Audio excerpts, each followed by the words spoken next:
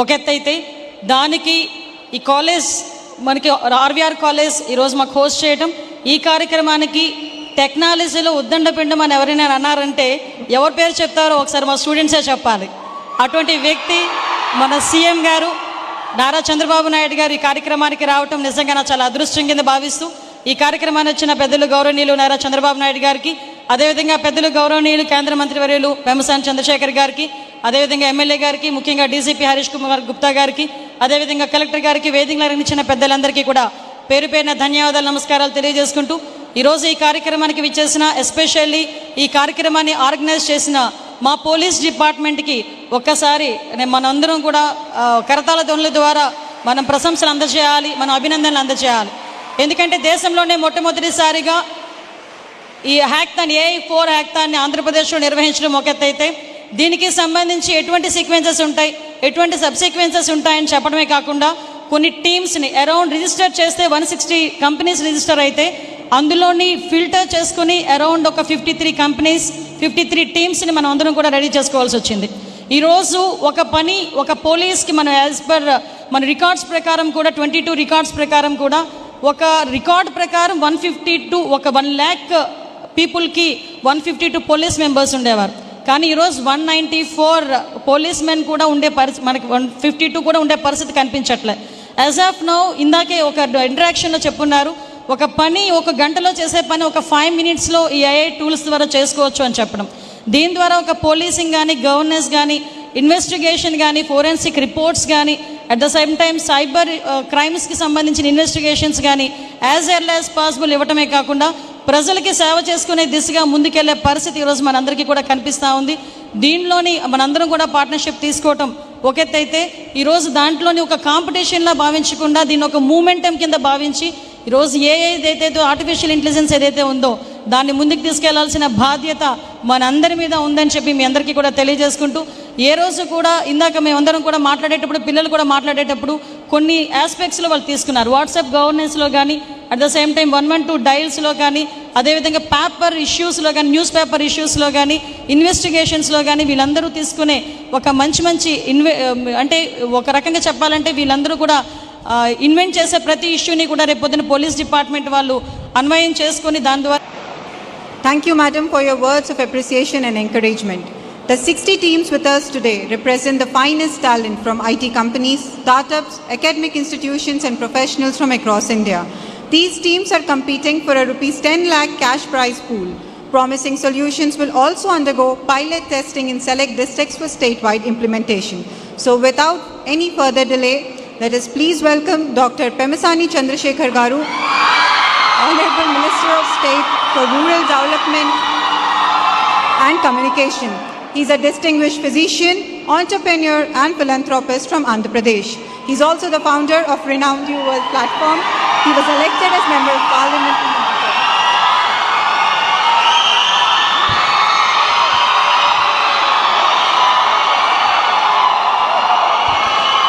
Thank you. This is not a political speech. This is a polished speech. So please calm down. Honorable Chief Minister, respected Shri Nara Chandrababu Naidu Garu, the transformative leader who made Hyderabad a pulsating IT hub and laid the foundation for the Telugu tech, a wave that swept the entire world. Our CBN sir, Honorable Home Minister Srimati Anita Garu, a person with a balanced blend of empathy. నేను ఎప్పుడు కూడా ప్రగాఢంగా నమ్ముతాను. నేను technology పైన ఎంత శ్రద్ధ పెట్టానో law and order పైన కూడా, యాంటీ సోషల్ ఎలిమెంట్స్ పైన ఉక్కుపాదం పెట్టాను. ఎక్కడ ఎవరిని వదిలిపెట్టలేదు. నేను ఒకటే చెప్పేవాడిని, సిబిఎన్ సీఎంగా ఉన్నంత వరకు క్రిమినల్స్కి రాష్ట్రంలో చోటు లేదనేది నా ప్రగాఢమైన సందేశం. ఆ రోజు మీరు చూస్తే ఉమ్మడి రాష్ట్రంలో ఫ్యాక్షనిజం కానీ, రౌడీజం కానీ, నక్సలిజం కానీ, ఇంకో పక్క కమ్యూనల్ వైలెన్స్ కానీ, ఇంకో పక్క స్మగ్లర్లు కానీ, మాఫియా కానీ, అందరిని కూడా పూర్తిగా కంట్రోల్ చేశాం. నేను ఎప్పుడు కూడా ఎప్పటికప్పుడు టెక్నాలజీ కూడా ఉపయోగించుకోవాలి. ఈరోజు మనందరూ ఇక్కడ ఉన్నారు. నేను హైదరాబాద్లో ఎవరు ఆలోచించినప్పుడు హైటెక్ సిటీ, ఇన్ఫర్మేషన్ టెక్నాలజీ ఆలోచించాను. ఆ రోజు బిల్ క్లింటన్ వస్తే సైబరాబాద్ నగరాన్ని ఆ రోజే ఇనాగరేట్ చేశాం. వాజ్పేయి గారి దగ్గర హైటెక్ సిటీ ప్రారంభోత్సవం చేశాం. నేను 25 సంవత్సరాలు 30 సంవత్సరాల కంటే ముందు ప్రారంభించినటువంటి ఆ కార్యక్రమం ఇప్పుడే మిత్రుడు సూర్య గారు చెప్పారు, సూర్య కొత్త గారు చెప్పారు.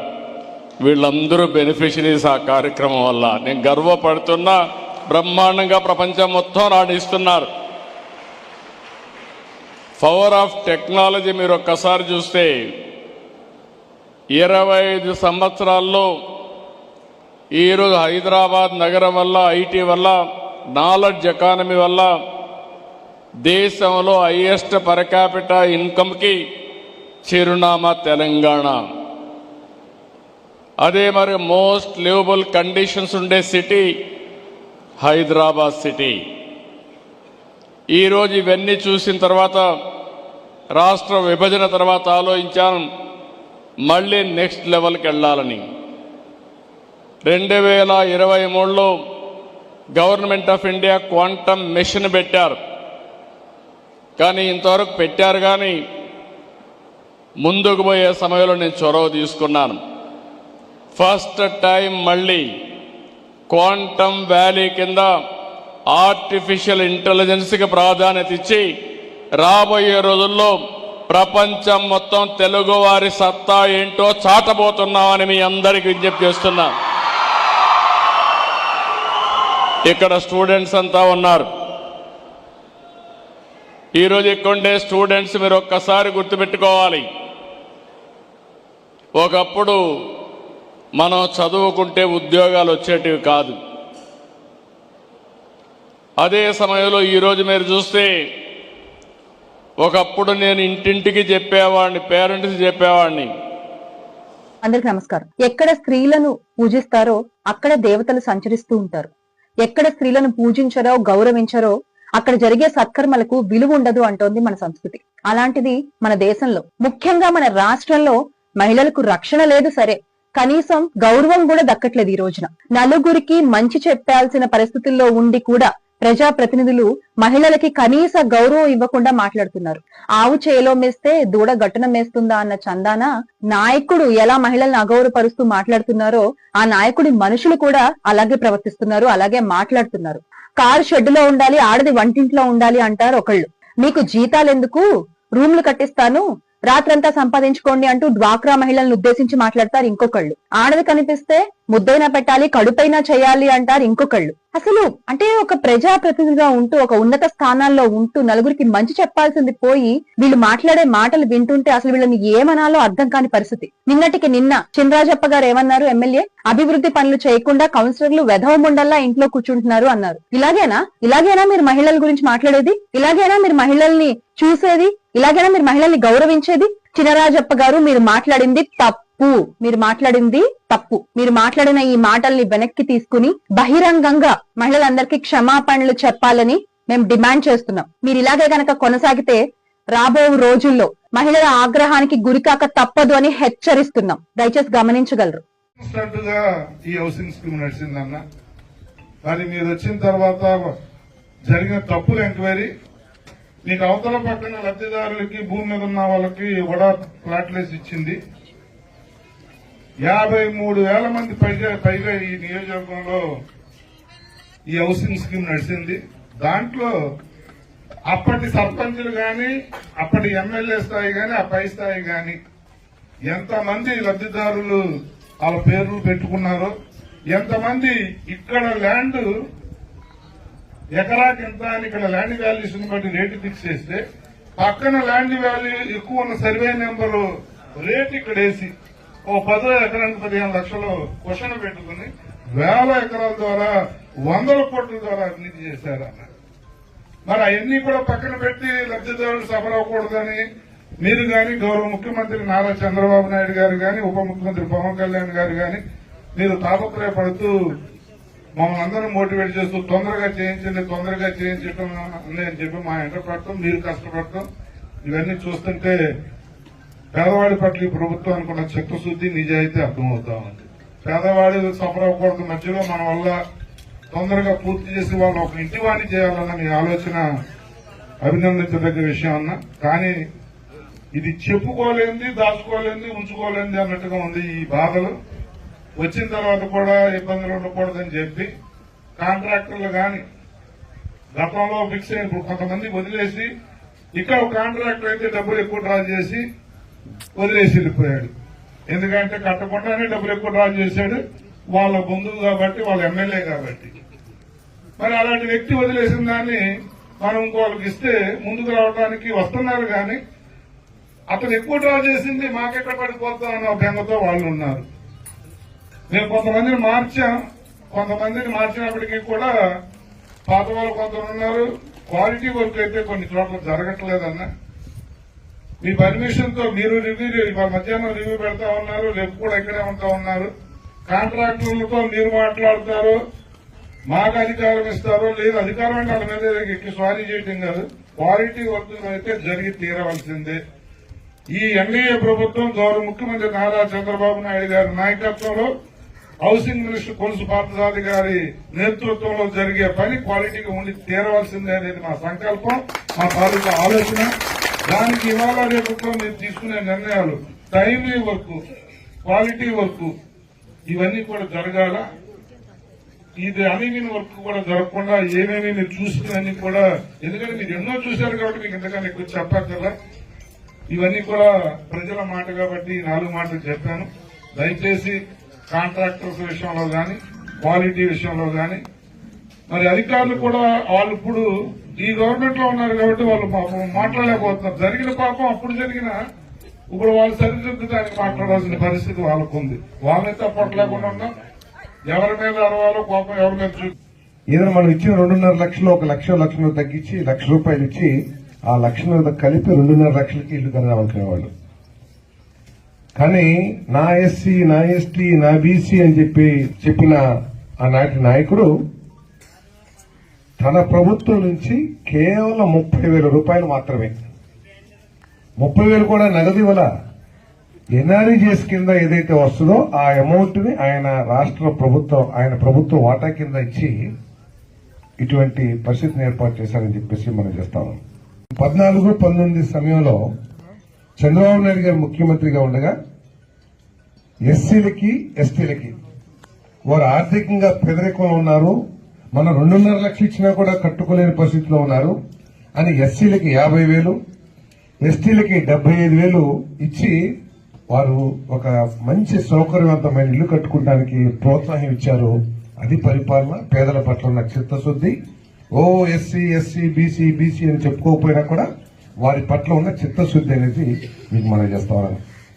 ఎస్సీ బీసీ ఎస్టీ అని చెప్పుకున్న వాళ్ళు మాత్రం ఆ 50,000 75,000 ఎగరగొట్టేశారు, ఒక్క పైసా కూడా ఇవ్వాలి. సో ఆఖరికి మనం ఈ పరిస్థితిలో ఉన్నాం. ఉన్న రైతులందరూ కూడా ముందుకొచ్చి పేదవాడికి ఒక ఇల్లు ఏర్పడబోతుంది అనే ఒక మంచి హృదయంతో 380 ఎకరాలు ఇచ్చి మీ అందరికి కూడా ఇళ్ల స్థలాలు ఇచ్చే అవకాశం కల్పించారు. అంతేకాకుండా దాదాపు 10,000, 8,000 ఇళ్లు శాంక్షన్ చేశాం.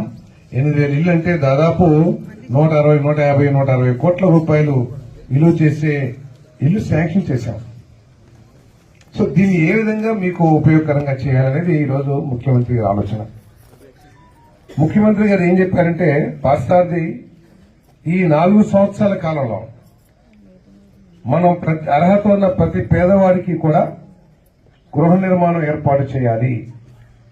గృహ నిర్మాణం ఏర్పాటు చేద్దామని చెప్పేసి ఇబ్బందికరమైన గృహ నిర్మాణం చేయకూడదు. వారికి అన్ని విధాలా సౌకర్యంగా ఉండే ఇల్లు, మనం కట్టిన ఇల్లు కనపడాలి సపరేట్ గా. ఇగో ఇది మన తెలుగుదేశం కూటమి ప్రభుత్వంలో కట్టిన ఇల్లు అని చక్కగా అందరూ మెచ్చే విధంగా కట్టాలని చెప్పేసి చెప్పారు. అంటే ఒక ప్రభుత్వం శాంక్షన్ చేసిన ఇల్లుని ఇంకో ప్రభుత్వం వస్తే దాన్ని ఎగ్గొడతారు ఎవరన్నా? సో అటువంటి విధ్వంసాలు, అటువంటి దురాలోచనలు, అటువంటి దరిద్రపు ఆలోచనలు అన్ని కూడా గత ప్రభుత్వం చేసిన, కానీ ఈ ముఖ్యమంత్రి గారు ఆ విధంగా ఆలోచన చేయాల.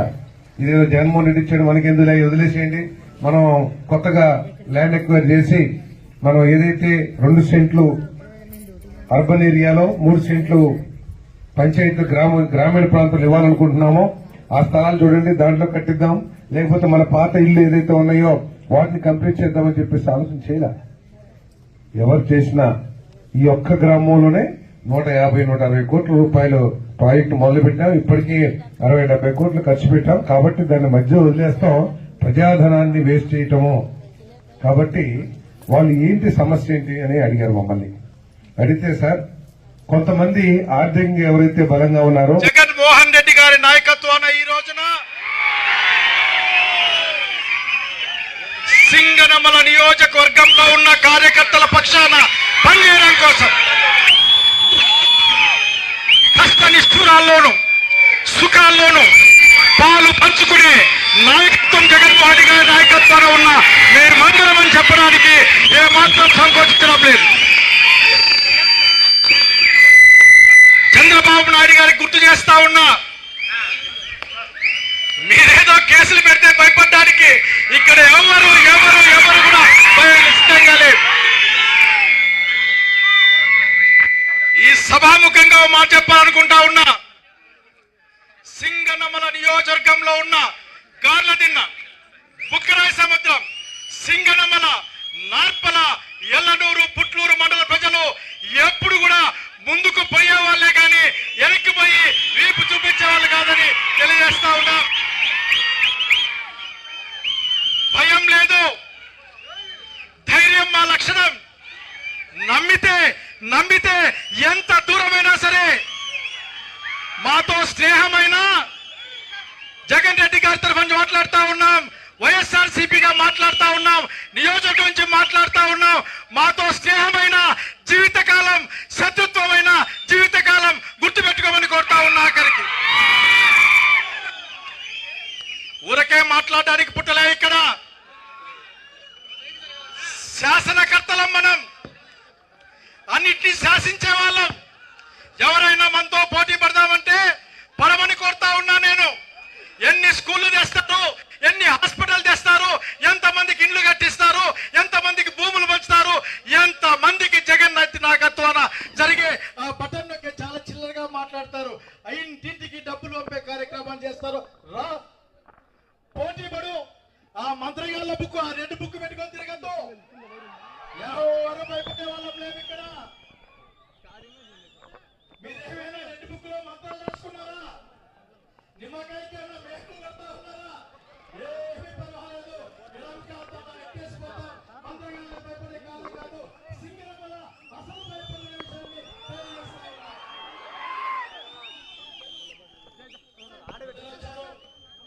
ఈరోజు రాష్ట్రాన్ని నడిపించే నాయకులు వచ్చారు. వారికి మనం భరోసా కొడతా ఉన్నాం. జగన్మోహన్ రెడ్డి గారికి రాజశేఖర్ రెడ్డి